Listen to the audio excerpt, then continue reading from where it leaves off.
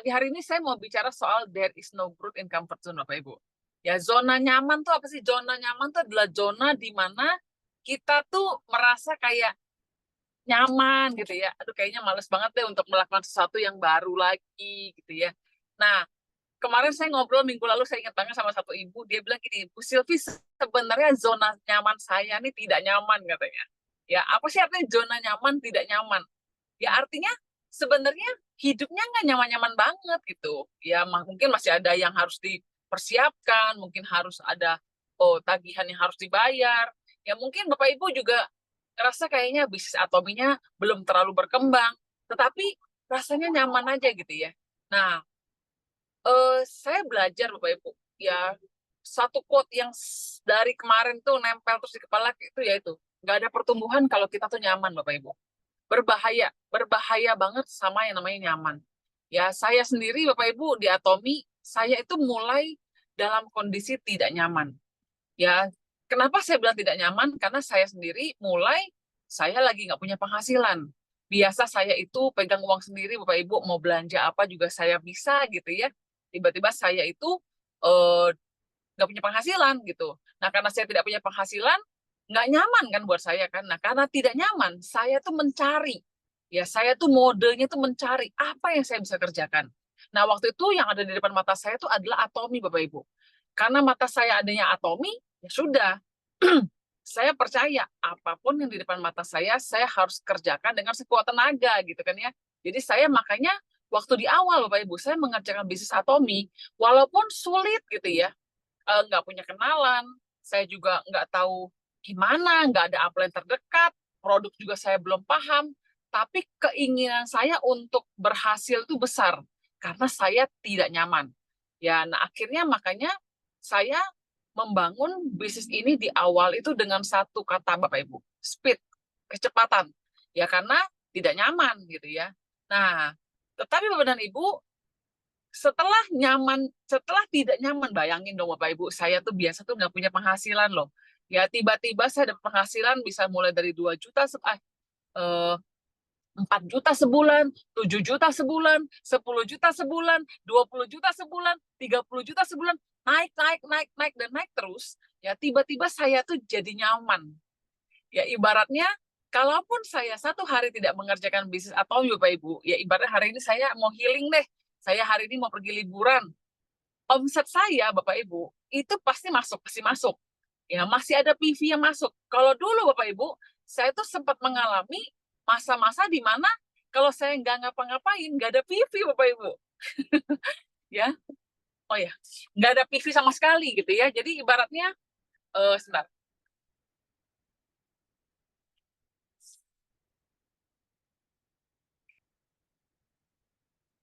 Oke Pak, ya sudah. Oke. Ya, jadi nggak ada PV sama sekali gitu ya. Jadi dan kadang-kadang saya sudah presentasi home party, tetap aja nggak ada PV. Ada yang lagi ngalamin nggak? Bu Silvi dari kemarin dipandangin PV-nya nggak bergerak-bergerak, ada nggak nih? Ya, pasti ada ya Bapak Ibu ya. Ya kayaknya PV-nya nggak naik-naik, didiem aja gitu ya. Bapak Ibu sudah jungkir balik, grup nggak ada yang bergerak. Nah Bapak Ibu percayalah, saya pernah ada di tahap itu. Ya rasanya tuh kayak saya mau kejar pairing aja setengah mati banget Bapak Ibu. Ya kayaknya aduh bener-bener deh. Ya saya lihat PV kiri saya nggak naik satu pun, nol. Ya nol dalam 3 hari, nol aja nggak naik-naik. Nah tetapi sekarang Bapak Ibu, saya tuh nggak ngalamin kayak gitu. Ya saya setiap hari pasti ada belanjaan Bapak Ibu. Setiap hari pasti ada konsumer. Nah, tetapi Bapak Ibu, saya masuk lagi ke zona kedua. Zona kedua ini adalah zona nyaman. Nah, karena zona nyaman ini Bapak Ibu, saya harus berusaha mencari ketidaknyamanan. Karena kalau tidak, saya tidak bertumbuh Bapak Ibu. Ya, karena bahaya banget manusia itu adaptasi sangat bagus. Bapak Ibu mungkin waktu awal Bapak Ibu jalan di Atomi, Bapak Ibu punya impian, aduh Bu Silvi gila ya, kalau saya bisa punya penghasilan 25 juta sebulan, lumayan banget ya, saya bisa mulai nyicil mobil, saya bisa mulai renovasi rumah, mungkin saya bisa mulai jalan nabung buat jalan-jalan gitu ya. Tetapi mungkin Bapak Ibu setelah 1 bulan, 2 bulan, 3 bulan di Atomi, ya Bapak Ibu mulai menikmati penghasilan pairing sekali, 2 kali, Bapak Ibu stop. mulai merasa kayaknya lumayan nyaman lah ya, komunitasnya nyaman nih, happy nih gitu ya. Nah, tetapi Bapak Ibu, itu tidak cukup. Ya, kalau Bapak Ibu mau lebih berhasil di Atomi, jangan parkir dulu Bapak Ibu. Jangan stop dulu. Jangan nyaman dulu. Ya, saya pun berusaha membuat diri saya tidak nyaman. Ya, walaupun awalnya jujur saja saya tidak sadari. Saya tuh baru sadar itu tahu nggak kapan Bapak Ibu? Waktu Meina datang dari Malaysia ke Bandung. Ya, Meina dan suaminya Ellen itu datang. Miss Meina adalah upline saya Bapak Ibu. Upline kita semua orang Malaysia. Dia itu ibu rumah tangga, umurnya 40 tahun, anaknya 5 Bapak Ibu. Ya, dia memulai bisnis ini dari tidak punya penghasilan. Ya, tetapi sekarang Meina itu punya penghasilan 250 juta sebulan Bapak Ibu. Nah, jadi saya tuh memang role model saya tuh dari awal tuh Meina. Ya, saya tuh pengen banget jadi kayak Meina. Nah, jadi Meina itu waktu awal dia pulang ke Indonesia, Bapak Ibu datang ke Indonesia gitu ya. Kita tuh ngobrol gitu loh. Terus saya cerita saya pengen kayak Meina gitu ya. Tapi sekarang grup saya tuh ya dia tahu lah saya tuh nyaman gitu loh Bapak Ibu. Bapak Ibu tahu nggak pesan Meina buat saya tuh cuma satu. Ulang-ulang dia ngomong cuma apa? Sylvia, you must go to Jakarta katanya.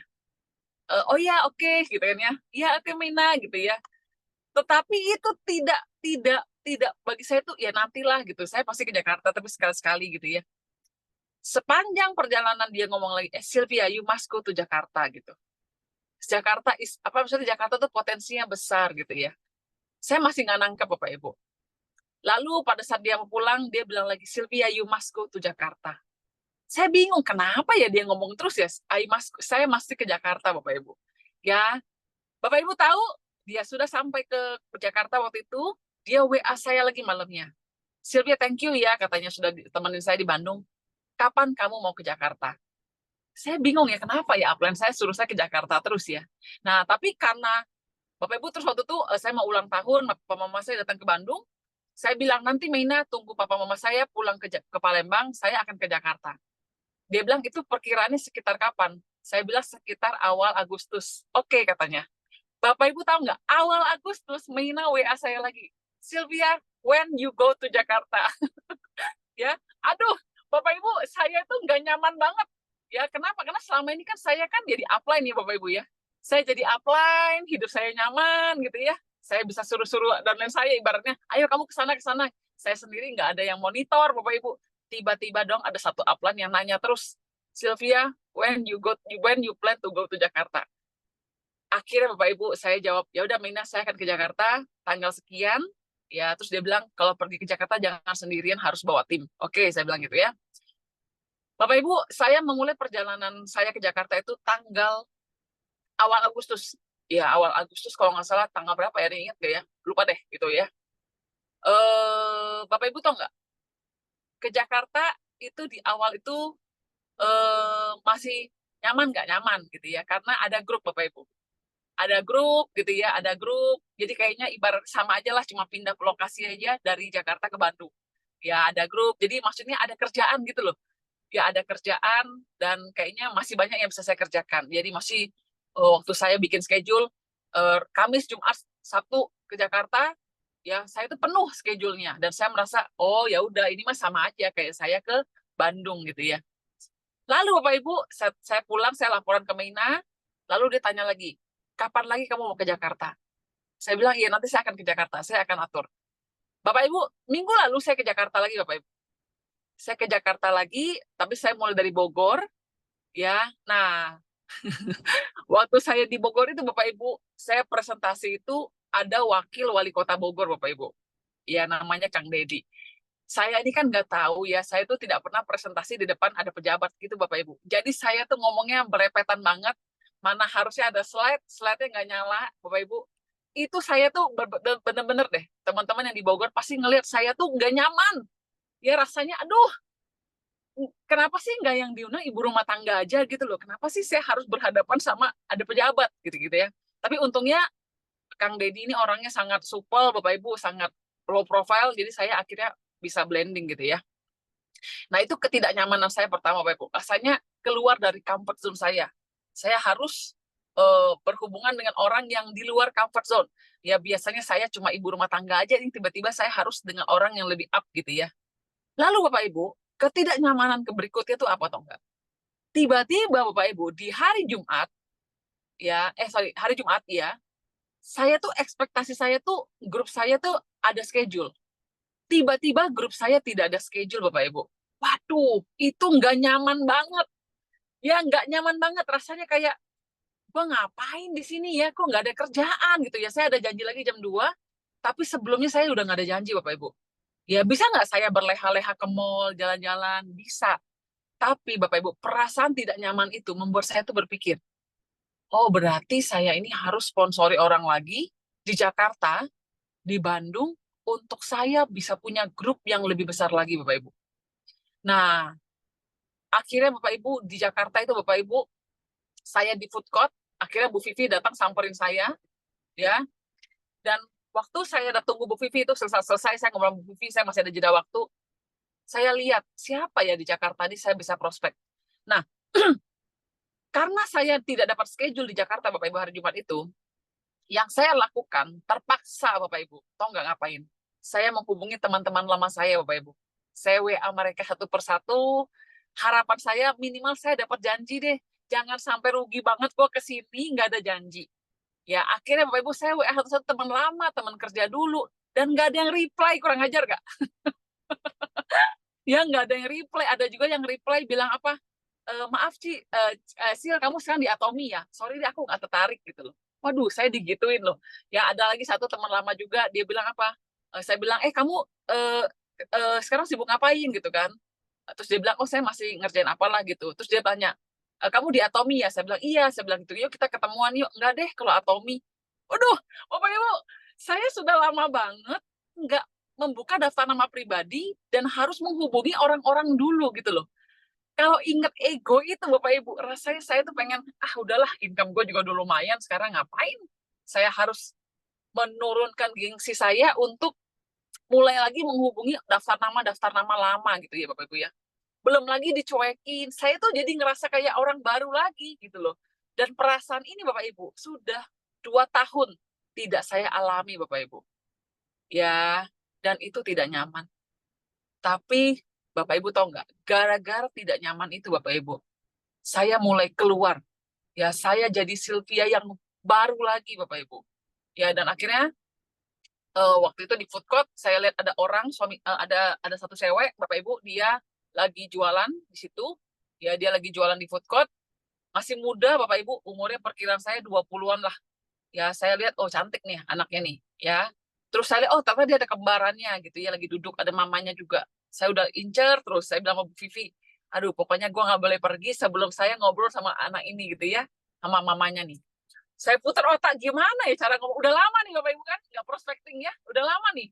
Gimana ya, akhirnya saya udah lihat jam udah mepet banget, saya langsung berdiri aja, saya langsung samperin Bapak Ibu. Mereka lagi duduk lagi makan, saya samperin, saya bilang gitu, Ci, saya bilang, Ci, saya tadinya saya sudah say hi Bapak Ibu. Saya sudah panggil, saya udah bilang, saya udah sempat senyum-senyum lah sama mereka gitu ya. Yang namanya saya pelanggan, saya disenyumin balik lah ya. Terus habis itu, saya sampai saking groginya, saya pesan lagi makanan satu lagi. Untuk saya bisa ngobrol lagi Bapak Ibu. Nah sesudah itu baru saya samperin, saya bilang, eh, Ci, saya itu pegang produk Korea loh, saya bilang gitu. Ya, Ci tahu produk Korea nggak? Terus dia langsung bales saya, Atomi ya katanya. Atomi ya? Saya bilang, iya Ci, saya bilang gitu. Atomi, benar saya bilang. Terus dia bilang, oh saya mah sudah tahu Atomi, katanya gitu. Saya tuh orang NTT dia Bapak Ibu. Waktu NTT buka Atomi, saya sudah duluan katanya. Ya, saya sudah bikin pertemuan di hotel-hotel. Dia bilang, Atomi tidak jalan, katanya gitu. Dulu susah, katanya. Harus harus tunggu barang datang. Lama sekali, saya dimarahin orang, katanya gitu kan. Terus saya bilang, aduh Ci, saya bilang, itu Atomi zaman dulu. Cici lihat ya, Atomi zaman sekarang. Saya keluarin leaflet, Bapak Ibu. Ya langsung saya tunjuki, saya keluarin cushion, saya keluarin itu waktu saya udah mepet karena orang di bawah yang janji saya berikutnya udah WA. Ya, Bu Silvi mana? Waduh, saya lihat waktu saya cuma sedikit. Habis itu saya langsung panggil anaknya, Dek, sini, kamu nama siapa? Valeri. Oke, coba kamu download aplikasi Atomi. Saya kasih lihat aplikasi, saya bilang, Ci, udah Ci, sekarang tuh udah beda zamannya gitu loh. Saya mau ini cushion, katanya, saya mau. Langsung saya ajari anaknya belanja, tek, tek, tek, tek, tek, tek, tek, masuk belanja, masuk keranjang. Habis itu Bapak Ibu, udah ya. Saya bilang, bisa nggak Valerie belanja sendiri? Bisa, gampang katanya gitu kan. Ya udah, oke. Ya, tapi saya udah mesti janji Bapak Ibu. Terus akhirnya saya tinggalin katalog. Saya bilang, nih, saya tinggalin katalog, Ci, nanti saya naik lagi ya, saya bilang gitu. Enci, nanti kita ngobrol lagi, saya bilang gitu. Oh ya udah, oke.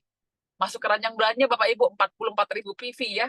Tapi ya itu, saya bilang, ayo Valerie ditransfer sekarang aja. Nanti tante, Mama masih mau cari yang lain. Sudahlah, saya tinggal Bapak Ibu. Saya turun akhirnya. Setelah saya turun, kelamaan Bapak Ibu saya naik. Mereka udah pulang Bapak Ibu. Katalognya dititip. Waduh, nggak saya lepas Bapak Ibu. Nanti saya ke Jakarta, saya pasti datang lagi ke sana. Ya, Bapak Ibu bayangin, gara-gara satu itu Bapak Ibu, hati saya tuh bergelora atau enggak. Saya merasa gini loh, kalau kayak gini, kalaupun daftar nama saya habis, saya tinggal duduk aja di food court Bapak Ibu. Saya tinggal kenalan sama semua orang yang mau balas senyum saya Bapak Ibu. Ya, nah Bapak Ibu, saya pun mau bertumbuh gitu ya. Bagaimana dengan Anda Bapak Ibu? Ya, Bapak Ibu mau nggak keluar dari zona nyaman? Mungkin zona nyaman Anda benar-benar nyaman, ya. Mungkin zona nyaman Anda, aduh Bu Silvi, saya kalau nggak jalani atomi juga nggak mati gitu loh. Makanan masih banyak, harta masih banyak. Mungkin Bapak Ibu seperti itu. Ya, tetapi Bapak Ibu tidak ada pernah salahnya punya backup income, benar nggak? Atau Bapak Ibu di sini sebaliknya, Bapak Ibu tuh lagi nggak nyaman banget. Ya, lagi nggak nyaman banget. Lagi udah ada cicilan yang lagi nunggu, kontrakan lagi nunggu, ya, atau suami yang lagi nunggu. Mana income-nya kok nggak kelihatan dari Atomi? Ya, Bapak Ibu, jarak antara Anda berhasil sama tidak itu cuma satu Bapak Ibu. Berapa sponsor pribadi yang Bapak Ibu mau lakukan? Sponsor pribadi itu artinya berapa banyak Bapak Ibu mau mensponsori orang baru dari daftar nama kita sendiri Bapak Ibu. Ya, kalau Bapak Ibu benar-benar bersama dengan saya, Bapak Ibu mau berhasil, yuk sponsorin 30 orang baru lagi Bapak Ibu. Bapak Ibu yang masih baru di sini, ya ada beberapa teman baru, ada Lomo, ada Novi, ya Teh Novi ya, ada Pak Haldi gitu ya, termasuk baru bagi saya gitu ya. Yuk buka daftar nama, bikin daftar nama, bikin janji sama-sama sama upline-nya diajarin, sponsorin 30 orang baru. Mulai dari 1, jadi 2, 3, 4, 5, dan lakukan dengan cepat Bapak Ibu. Ya, 30 orang itu kalau bisa Bapak Ibu selesaikan dalam waktu maksimal 3 bulan. Karena kalau sudah lewat dari 3 bulan Bapak Ibu, momentumnya hilang. Ya, itu yang saya lakukan di awal Bapak Ibu. Ya, dan percayalah, kalau kita bermain dengan kecepatan Bapak Ibu, ya kecepatan tentu saja bukan orang di jalan mana KTP, Joy, enggak gitu. Tetap kita lakukan dengan benar gitu ya.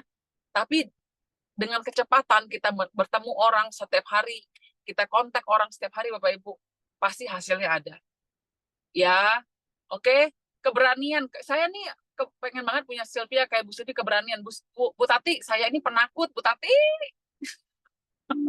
Saya nih asli penakut, nggak ada yang percaya kan? Makanya saya bisa menutupi dengan sangat baik. Saya nih aslinya penakut, tapi saya tuh memberanikan diri, Bapak Ibu, karena saya membuat diri saya tidak nyaman. Ya, impian tidak bikin saya termotivasi, Bapak Ibu. Tapi saya tuh sekarang pengen banget menjadi contoh buat tim saya, Bapak Ibu. Saya tahu leaders walk the talk, Bapak Ibu. Leader sebagai leader, ya saya itu harus menunjukkan etos kerja. Ya, saya sebagai leader saya harus kasih contoh Bapak Ibu. Saya harus kasih contoh bikin janji, saya harus kasih contoh saya bikin daftar nama, saya harus kasih contoh saya follow up orang, saya harus kasih contoh saya kenalan sama orang baru. Kenapa? Karena kalau saya melakukan itu, saya akan fresh. Saya akan mengajarkan hal-hal yang saya tuh lakukan sekarang, bukan yang saya tahu 2 tahun yang lalu. Nah, Bapak Ibu di sini, yang Bapak Ibu sudah punya grup, ayo kita jangan nyaman Bapak Ibu, kita jangan ibaratnya udahlah, gua mah bagian training aja deh. Aduh, ya Bapak Ibu itu gawat Bapak Ibu. Ya, terus bergerak. Ya, sambil kita mensponsori orang baru, kita men-training Bapak Ibu, kita akan trainingnya jadi bagus banget. Ya, kita akan tajam Bapak Ibu. Ya, oke. Jadi semoga Bapak Ibu mendapatkan sesuatu pagi hari ini. Boleh sharing, tulis di chat apa yang Bapak Ibu dapatkan pagi hari ini. Ya, kayak kemarin saya juga kenalan sama sopir Grab Bapak Ibu waktu saya jalan ke Jakarta. Saya dikasih nomor telepon palsu Bapak Ibu. Ya, bayangin saya dikasih nomor telepon palsu, kurang ajar nggak? Ya, gara-gara saya tuh waktu di Grab itu, padahal waktunya panjang, saya tuh nggak berani ngomongnya. Tuh, Bapak Ibu saya kan juga penakut ya. Jadi saya udah puter-puter, pikir aduh mau ngomongnya gimana ya. Akhirnya saya ngobrol yang lain-lain. Waktu sudah sampai depan lobi Kemayoran tuh saya baru tanya, Pak, nomor teleponnya berapa gitu ya. Akhirnya dapet. Saya nggak chat dulu Bapak Ibu karena udah mesti turun dan ternyata nomor teleponnya palsu dong, kurang ajar nggak? Ya, akhirnya saya belajar lagi. Kemarin saya naik Grab lagi Bapak Ibu. Saya langsung lihat wah mobilnya masih baru nih gitu ya. Akhirnya saya ngobrol sama dia. Saya bilang, Pak, mobilnya masih baru banget nih. Oh iya Bu, katanya gitu. Saya nih abis ini mau ke Bali. Saya mau balik lagi ke Bali. Ngapain Pak? Bapak, saya dulu tour guide Bu, katanya. Cuma saya itu sudah lama ke Bandung karena apa? Lagi pandemi katanya. Tapi sekarang Bali sudah ramai lagi, saya mau balik lagi. Saya mikir gimana ya cara ngomongnya ya. Akhirnya saya bilang gini, Pak, kebetulan banget Pak, saya bilang, saya itu punya bisnis shopping online, ya, platform kayak Shopee gitu, Pak. Cuma saya tuh lagi pengen kembangin pasar Bali sama Jawa Tengah, saya bilang gitu. Ya, jangan biar kelihatannya agak beda gitu ya. Terus gimana, Bu? Iya, saya bilang. Nah, jadi pasar online saya itu berkembangnya bagus banget loh, Pak, di Bandung. Ya, saya punya teman juga di Jakarta, sopir Grab juga, Pak. Ngembangin ini, Pak, ya, tanpa modal, ya, sekarang itu bisa beli rumah, bisa beli mobil loh, Pak. Bapaknya langsung nanya gini, oh ya, gimana tuh Bu caranya? Nah itu dia Pak, saya susah dijelasin lewat ngobrol begini. Gini aja deh Pak, kalau boleh, saya minta nomor telepon Bapak, nanti kita WA-an, saya kirimin Bapak company profile-nya. Bapak pelajari dulu, ya kalau misalnya menurut Bapak company profile yang menarik, kita ngobrol lagi nanti gitu ya. Oh boleh Bu katanya, ya udah tukar nomor telepon saya nggak, sudah pintar Bapak Ibu, langsung saya WA masuk nggak Pak? Masuk, oh ya udah oke. Ya langsung saya kasih video company profile, ya lalu saya tanya kemarin, Pak udah sempat dilihat belum? Dia bilang udah katanya gitu kan, belum tahu masih separuh. Nah saya ajakin dia ke HGB Bapak Ibu, ya lihat aja nongol nggak nongol, pokoknya gue Uber aja gitu ya. Dan saya percaya dia beruntung sekali ketemu saya Bapak Ibu. Ya, jadi Bapak Ibu, ayo kalau Bu Silvi saja tidak nyaman Bapak Ibu, ya mau bergerak Bapak Ibu juga ya, jangan jangan kita nyaman dulu Bapak Ibu. Nanti kalau mau nyaman, Bapak Ibu sudah Royal Leaders Club, 250 juta sebulan bolehlah. Ya, saya kasih izin menyaman-nyaman lah silakan gitu ya. Ya, oke. Jadi itu aja. Ini yang dapat sesuatu cuma 2 orang nih. Oh enggak ya. Ya cuma Bu Maya doang, kontak teman-teman lama dan sponsor 30 orang. Iya ya Bu Maya. Ya Bu Maya kan sama penakutnya kayak saya kan. Tuh, saya aja udah mulai berani nih Bu Maya. Bu Maya juga ya. Oke. Semangat. Iya, bismillah. Ya, Ya, ya, ya, siap. the enemy of a great life is a good life. Ya betul. Ya, hidup yang musuhnya dari hidup yang baik adalah musuh dari hidup yang luar biasa adalah hidup yang biasa-biasa saja Bapak Ibu. Yuk, sama-sama kita di Atomi, kita tuh sudah punya kendaraan mobil Porsche Bapak Ibu. Kecepatannya bisa 250 km per jam. Ngapain kita nyetirnya cuma 60 km? Sayang. Ya, oke. Ya udah, semoga saya percayalah walaupun Bapak Ibu nggak tulis, tetap kontak terus teman-teman lama walaupun ditolak terus. Iya dong, pantang pulang sebelum dapat. Iyalah. Gila, berani orang nolak kita. Dia kagak tahu duit lu dapat berapa, bener nggak? Ya, jadi ayo Bapak Ibu, kita kasih harapan buat orang-orang di luar sana ya. Semoga Bapak Ibu dapat sesuatu ya, oke? Nah,